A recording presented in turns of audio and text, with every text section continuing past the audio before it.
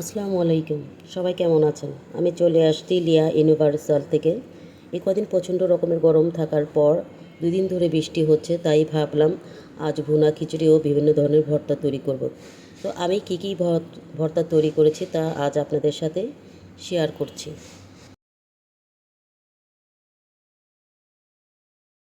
প্রথমে আমি খিচুড়িটা তৈরি করে নিচ্ছি, তারপর এক এক করে সব ধরনের ভর্তা তৈরি করব। খিচুড়ির জন্য এখানে আমি মসুর ডাল নিয়েছি। মসুর ডালটা আলাদা নিয়েছি বাটিতে, খেসারির ডাল ও মুগ ডালটা একসাথে নিয়েছি। অন্য একটি পাত্রে পোলাও চাল নিয়েছি, আধা কেজির একটু বেশি, মানে 3 পটে নিয়েছি। আমি বড় একটি পাত্র বসিয়ে দিয়েছি, তাতে সরিষা তেল ঢেলে দিচ্ছি। আমি আজ খিচুড়িটা সরিষা তেল দিয়ে তৈরি করব। সরিষা তেল দিয়ে তৈরি করলে খিচুড়ির ঘ্রাণটা খুব ভালো আসে। এখন এখানে সামান্য পরিমাণ পেঁয়াজ দিয়ে দিব। পেঁয়াজটা হালকা বাদামি কালার করব।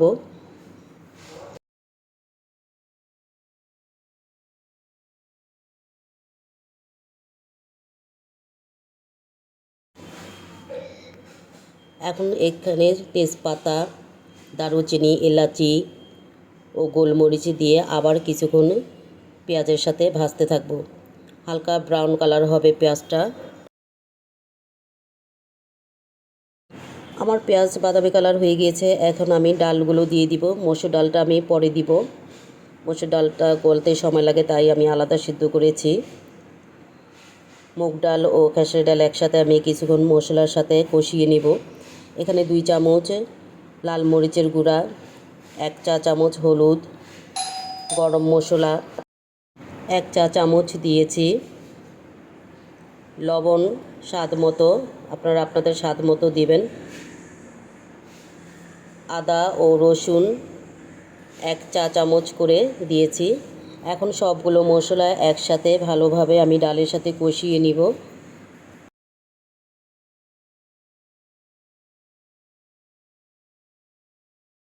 সবগুলো মশলা একসাথে ভালোভাবে কষিয়ে নিয়ে এখন আমি যে পোলার চালটা ধুয়ে রেখেছিলাম তা দিয়ে দিব। পোলার চাল দিয়ে আবার ভালোভাবে মিশিয়ে নিতে হবে, যেন ডালের সাথে খুব ভালোভাবে পোলার চালটা মিশে যায়।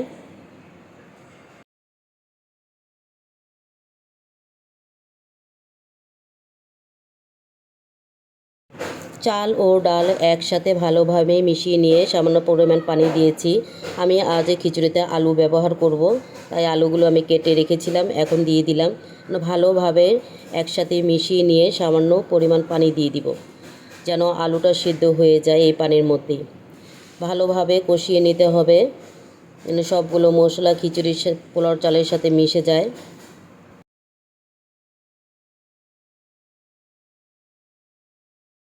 আর খিচুড়িটা অনেকটা হয়ে গিয়েছে, এখন চুলার আঁচটা আমি কমিয়ে দিব।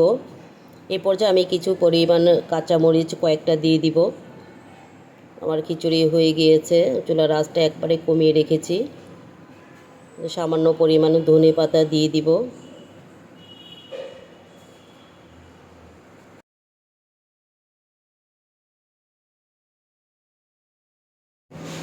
এখন আমি চুলা বন্ধ করে দিয়েছি, ধনে পাতা দিয়ে আমি নামিয়ে দিলাম। অন্য একটি কড়াই বসিয়ে দিয়েছি, তাতে ভর্তার জন্য আমি শুকনো মরিচ ভেজে নিব,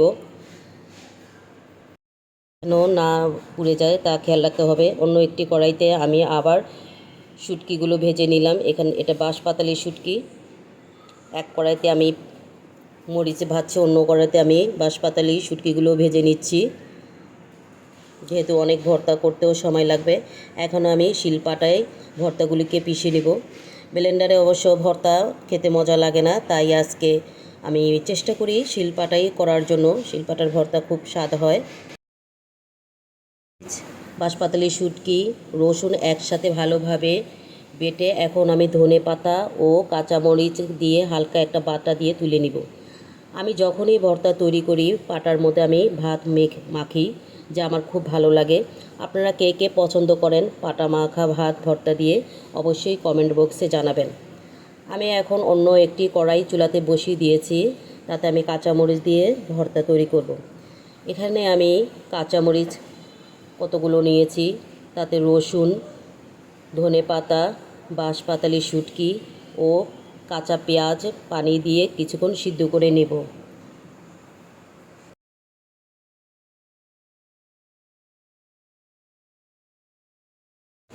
আসলে ভর্তা তৈরিটা যত সহজ মনে হয়, করতে গেলে ততটা সহজ না, অনেক সময় লেগে যায় ভর্তা তৈরি করতে।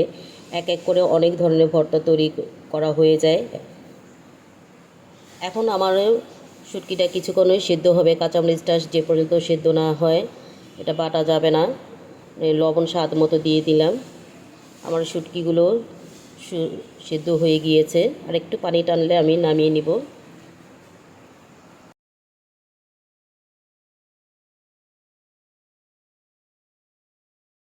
শুটকিগুলোকে নামিয়ে আমি ঠান্ডা হওয়ার জন্য রাখবো। ঠান্ডা হলে আমি আবার পাটায় বেটে নিব।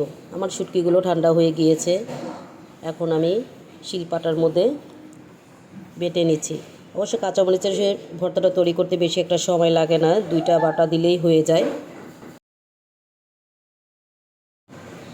আমার ভর্তাটা হয়ে গিয়েছে, এখন আমি কাচকি মাছের শুটকি তৈরি করব। এখানে আমি কিছু কাচকি মাছের শুটকি নিয়েছি, এগুলোকে ভালোভাবে ধুয়ে আমি একটি কড়াইয়ের মধ্যে ভেজে নিব। শুটকিগুলোকে আমি ভালোভাবে ভাজবো। ভর্তা পছন্দ করে না এমন মানুষ খুব কমই আছেন, ভর্তার কথা শুনলে অনেকেরই মুখে জিভে জল চলে আসে। আমার শুটকিটা ভাজা হয়ে গিয়েছে, এখন আমি শুটকিটা এক পাশে রেখে কিছু শুকনো মরিচ ভেজে নেব। শুকনো মরিচগুলো বেশি পোড়ানো যাবে না, তাহলে ভর্তা খেতে তিতা লাগবে।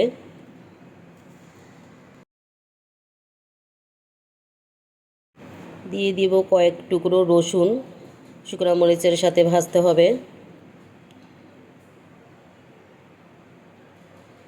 রসুনটা হালকা বাদামি কালার হয়ে গেলে আমি নামিয়ে দিব। আমার মরিচ ভাজাটা হয়ে গিয়েছে, এখন চুলা থেকে আমি শুটকিগুলো মরিচে নামিয়ে নিচ্ছি, তা ঠান্ডা হওয়ার জন্য রাখবো।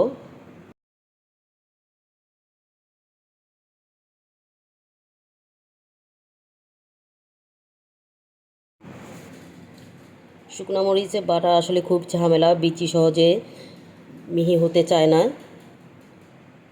অনেকে ব্লেন্ডারে যার কারণে তৈরি করেন, সময়ও কম লাগে, পাটায় করতে গেলে অবশ্য সময় অনেক বেশি লাগে।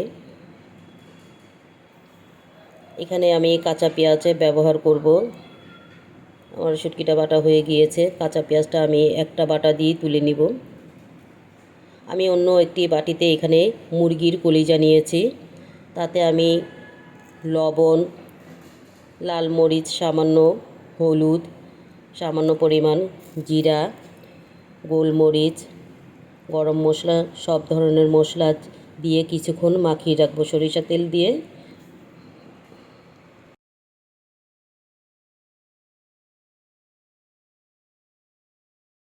বিশ মিনিটের মতো মাখিয়ে রেখে দিব। তারপর একটি কড়াইতে সামান্য পরিমাণ পানি দিয়ে সেদ্ধ করব। সেদ্ধ হয়ে গিয়েছে, এখনও অল্প পরিমাণে পেঁয়াজ দিয়ে দিলাম। ভালোভাবে এটা সেদ্ধ হয়ে গেলে আমি এটাকে ডলে নিয়ে পিষে নিতে হবে। আমি এখন একটি বাটনা দিয়ে এটা ভালোভাবে ভেঙে নিচ্ছি, যেন কলিজার গন্ধটা না থাকে।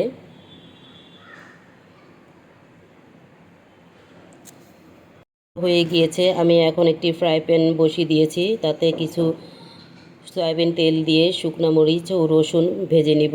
আমার আরও কিছু ভর্তা আছে। আমার মরিচগুলো ভাজা হয়ে গিয়েছে, মিডিয়াম আঁচে ভাজতে হবে যেন পুড়ে না যায়।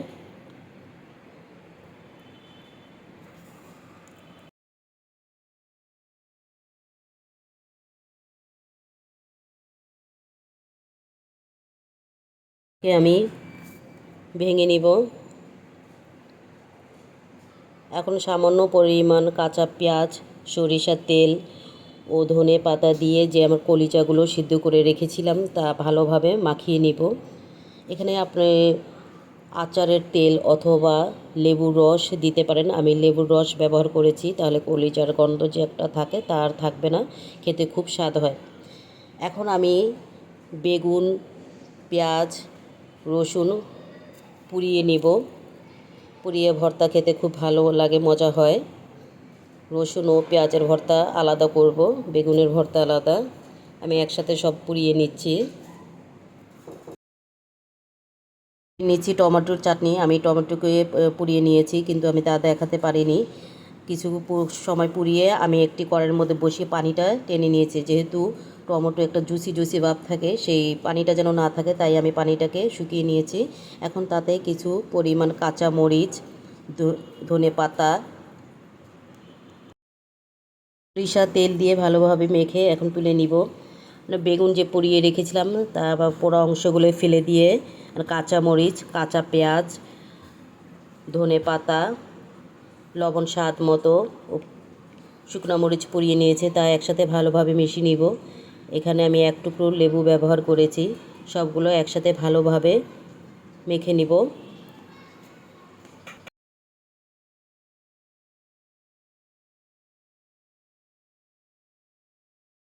আমার মাখা হয়ে গিয়েছে বেগুন পোড়া ভর্তা। আর আমি যে পেঁয়াজ ও রসুন পুড়িয়েছে তা ভর্তা করব। রসুন ও পেঁয়াজ ভর্তা পুড়িয়ে খেলে খুব মজা হয়। আমি এখানে শুকনো মরিচটা কম দিয়েছি, যেহেতু শুকনো মরিচ খুব ঝাল, তাই আমি 3টি মরিচ ব্যবহার করেছি। মরিচ পুড়িয়ে নিয়েছি আজ।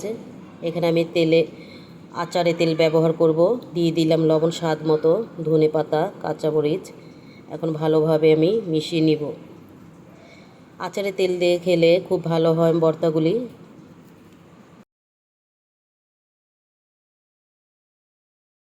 রসুন ও পেঁয়াজ পোড়া ভর্তা আমার তৈরি হয়ে গিয়েছে। এখন আমি একইভাবে আলু ভর্তা তৈরি করব। আমি কাঁচা মরিচ, শুকনো মরিচ পুড়িয়ে নিয়েছি। কাঁচা পেঁয়াজ ব্যবহার করব। আমি সব ভর্তায় কাঁচা পেঁয়াজ ব্যবহার করি। আর ভাজা পেঁয়াজটা আসলে ভালো লাগে না। সবগুলো একসাথে মেখে এখানে আমি আচারে তেল ব্যবহার করব। দিয়ে দিলাম আচারের তেল। এখন ভালোভাবে সবগুলো একসাথে মিশিয়ে নিব। আমার আজ অনেকগুলো ভর্তা তৈরি হয়ে গিয়েছে। টমেটো ভর্তা, পেঁয়াজ পোড়া ভর্তা, আলু ভর্তা, ডাল ভর্তা, এখানে কলমি শাক, বেগুন পোড়া ভর্তা, আমার ভুনা খিচুড়ি। এখানে আমি ডালের বড়া করেছিলাম। ডালের বড়াটা অবশ্য দেখাতে পারিনি, ভিডিওটা অনেক লং হয়ে গিয়েছে, তাই আজ যেগুলো ভর্তা তৈরি করেছি সবগুলো শেয়ার করলাম।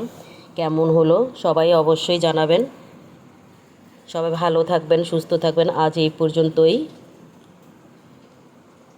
আল্লাহ হাফেজ।